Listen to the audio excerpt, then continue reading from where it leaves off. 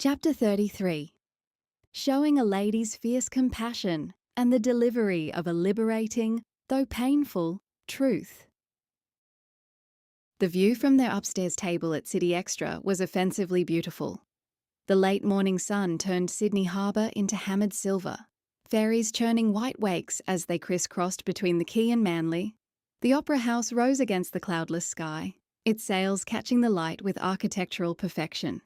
It was the Sydney Carrie loved, the view she'd photographed 100 times, and today it felt like a deliberate cruelty.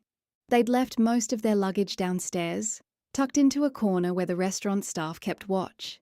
Carrie had kept her camera bag slung over the back of her chair. Old habits.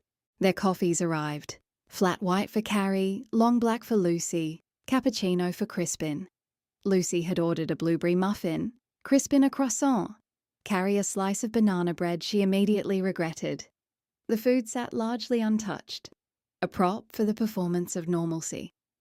Carrie traced patterns in the condensation on her water glass, circles within circles, vanishing as quickly as she drew them. Beside her, Crispin stirred his cappuccino with the focused intensity of a chemist measuring a volatile compound. Round and round, the spoon clicking against ceramic in a nervous rhythm. Lucy broke off a corner of her muffin, examined it as if it might contain answers, then set it down. The silence stretched between them. Around them, the cafe carried on. The hiss of the espresso machine, the clatter of plates, a burst of laughter from another table. But at their small table, the quiet was absolute. "The ferries really are quite remarkable," Crispin said finally, his voice straining for casual observation as he watched a green and yellow vessel pull away from the wharf. "Such an elegant public transport solution." Very reliable. Lucy agreed, matching his tone. Every 30 minutes to Manly. 20 at peak times, Carrie added automatically. Another silence fell.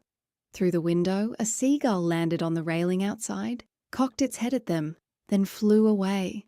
Even the birds couldn't bear their awkwardness. Lucy set down her coffee cup with deliberate precision, ensuring it rested perfectly centered on its saucer. Then she placed both hands flat on the table and looked at the two on the other side of the table. Right. She said. Enough. We're three intelligent adults sitting here pretending this is a normal morning tea when we all know it's anything but. Crispin's spoon slipped, clattering against the saucer. Carrie's hand tightened around her mug. Lucy looked between them, her expression direct but not unkind. You're in love with each other. It wasn't a question. The statement hung in the air, sudden and sharp. The cheerful cafe noise seemed to rush back in to fill the vacuum her words had left. And still, no one spoke. Carrie met Crispin's eyes across the table. In them she saw her own emotions reflected. The terror, the relief of being seen, the crushing weight of what couldn't be. She gave the smallest nod. "Yes?" Crispin said, barely audible above the cafe's cheerful din. Lucy sighed, leaning back in her chair, then wincing as the movement pulled at her ribs. Right. Well, love is its own kind of madness, isn't it? Makes everything else seem irrelevant. She paused, considering her words. But the world doesn't stop turning because two people fall for each other. She turned to Carrie first, her voice gentle but insistent. Tell me about your future, the real one, not the one you might want, but the one you're actually facing. Carrie set down her mug carefully, as if it might shatter at the slightest provocation. My mother needs full-time care. My father's gone, no siblings. Extended family, either too old or too far away. She looked out at the harbour, at the infinite blue that promised freedom she couldn't claim. I'm it. The cottage, the care routine, the medications, the appointments. That's my future. For how long? Lucy asked quietly. Years, probably. I can get away for a few days if I hire a live-in carer, but they're expensive. My photography barely covers my regular expenses, let alone extras like that. The words laid out her life like evidence in a court case. Factual, undeniable, closing off every avenue of escape. Lucy nodded slowly, then pulled out her phone. She swiped once, twice, then slid it across the table toward Crispin. And you? She said, her voice taking on a different quality. Let's talk about your situation. On the screen was a photograph from what looked like a university website. Crispin with his arm around a pretty woman with kind eyes, 2 boys grinning at the camera. Carrie watched the colour drain from Crispin's face as he stared at the image. So tell me. Lucy continued, her tone deceptively calm, arranging her napkin precisely beside her plate. What exactly is Carrie to you? A holiday romance, a midlife crisis, the Australian chapter in your memoirs? No. The word burst from him, raw and desperate. God, no. It's nothing like that. I haven't... He stopped, pressing his palms flat against the table as if to steady himself. I've never done anything like this before. Never even imagined. He looked at the photo again, then at Carrie, his expression crumbling into a mask of pure anguish. Those are my boys, James and Oliver, 14 and 16. They think I hung the moon. His voice cracked slightly. How can I be the father who leaves, who becomes a weekend visitor in their lives? And Margaret? He gestured helplessly at the woman in the photo. She's done nothing wrong. We've grown apart, yes, but she's a good woman. A wonderful mother. Then what are you doing here? Lucy asked, not cruelly but with genuine puzzlement. Crispin was quiet for a long moment, staring at his hands. When he spoke, his voice was barely above a whisper. I don't know. I truly don't. But I've spent my entire adult life being responsible, dutiful, appropriate. Then I met Carrie, and something in me cracked open, or came alive. I'm not sure which. He looked up at Carrie, his eyes bright with unshed tears. I love my children more than life itself. But I also know that for 4 days I felt more myself than I have in 20 years. How do I reconcile that? How do I choose between being the father they need and being the man I've discovered I am? A ferry horn blasted, the sound reverberating across the water. Life going on, oblivious to the quiet devastation at their table. Carrie had been silent throughout this exchange, watching Crispin's pain with a strange sense of clarity descending over her. She recognized his trap because it was so similar to her own. Built from love and duty, locked from the inside. But there was something else, something that echoed back to that first real moment between them in the chart room. Do you ever wonder, she said quietly, both Crispin and Lucy turning to her, if your family are disappointed in you? Crispin's breath caught audibly. Not for getting the facts of family life correct, she continued, holding his gaze steadily. Not for being there at school plays and football matches and bedtimes, but for not living your own life with the passion they deserve to witness. Your boys don't just need a father who shows up. They need to see what it looks like when someone truly lives. Margaret doesn't need a husband who stays out of duty. She deserves someone who chooses her every day, with his whole heart. She leaned forward slightly, her voice gentle but unwavering. You're so afraid of disappointing them by leaving that you don't see how you might be disappointing them by staying. Not fully present, not fully alive, just performing the role of husband and father, while the real you watches from somewhere else entirely. Crispin stared at her, his mouth slightly open, recognition dawning in his eyes.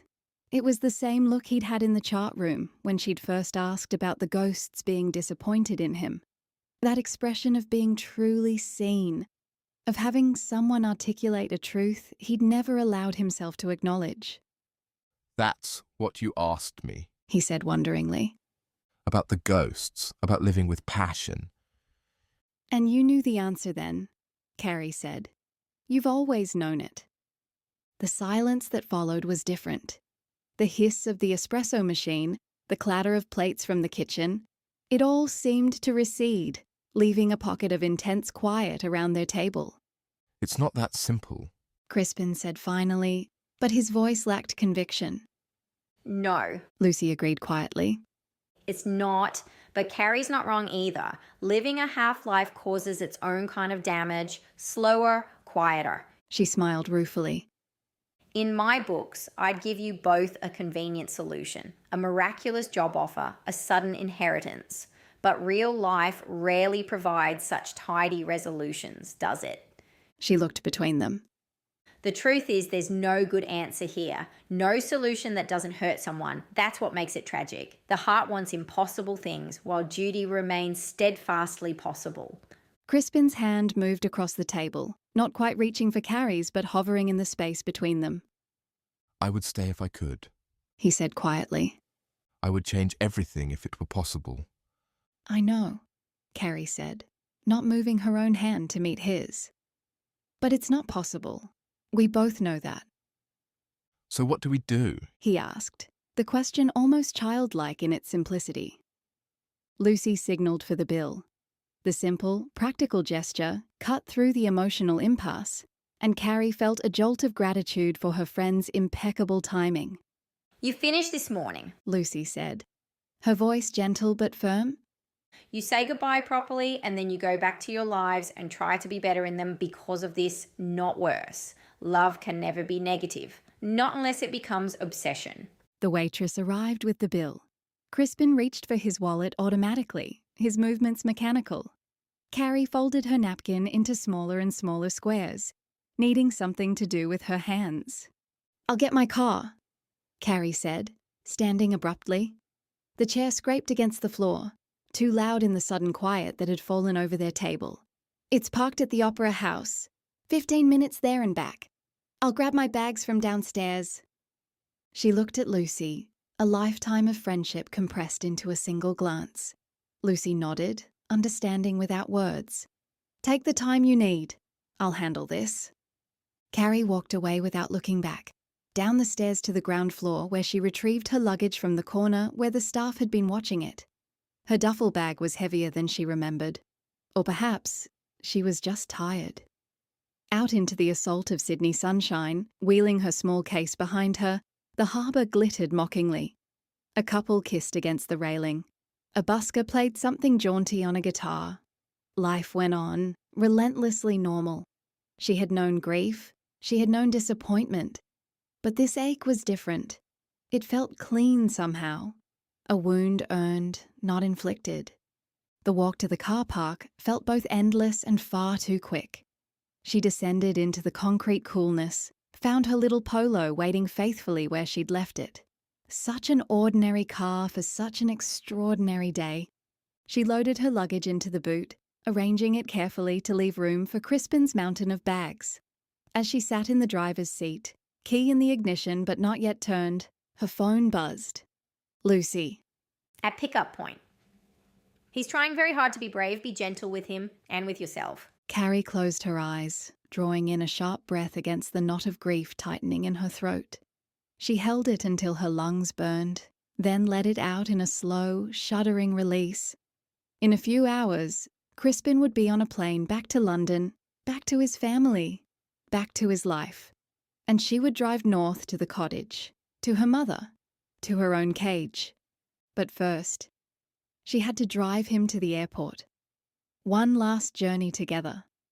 One last chance to be near him before the world reclaimed them both. She turned the key. The engine started with its familiar rattle. She reversed out of the space and began the short drive back to Circular Quay, toward the terrible kindness of a proper goodbye.